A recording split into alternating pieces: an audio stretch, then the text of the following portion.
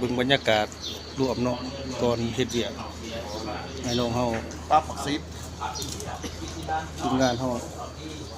หลายผู้หลายคน ทำสีคนไทยทำปูนอุดมคือพออุดมเขายังเงินอ่ะก้อนได้ เขา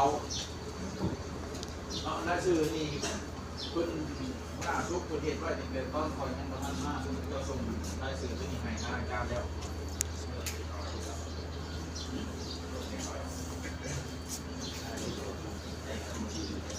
ที่ใช้การคืนครับบ่ได้เราไม่ได้ใช้ไม่เดียวที่ไปม้วนหนามันยังมีอยู่ใช้รับเรียกคือหน้าลูกเรียกนี้แล้วยังมีม้วนต่อไปเนาะเรียกตัวหันไปที่โบรถไปอยู่ทุกเป็นของเดือนหนึ่ง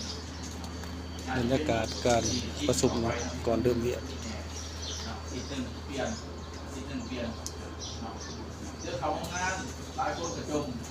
นะครับเข้าใจเข้าใจในการเรื่องเขางานเขาเป็นใจกันทุกบ่อยนี่เราต้องงานเรื่องประจำเขาบอกสถานเรื่องอะไรออกไปเรื่อยๆจะเป็นเจ้าเวียเมื่อยใช้อยู่เมื่อยทั้งสภาพร่างกายมือทั้งสภาพอากาศเราจะเปลี่ยนกันเนาะบางทีว่าเนี่ยมันจะเข้าที่เขาออกมาเพิ่มแล้วเราจะเปลี่ยนเนาะลองดูมาผัดกันผ่านแล้วน้ำนี่เนาะอาชีพที่ใช้นี่ที่ว่าเราของมือเลยเนาะเราตัดกัน ทีมงานชีวิต ที่การเป็นทีมมี2ทีมจะเอาเปรียบกันเนาะมีทีมเรา ประชุมก่อนเริ่มเวียก แล้ว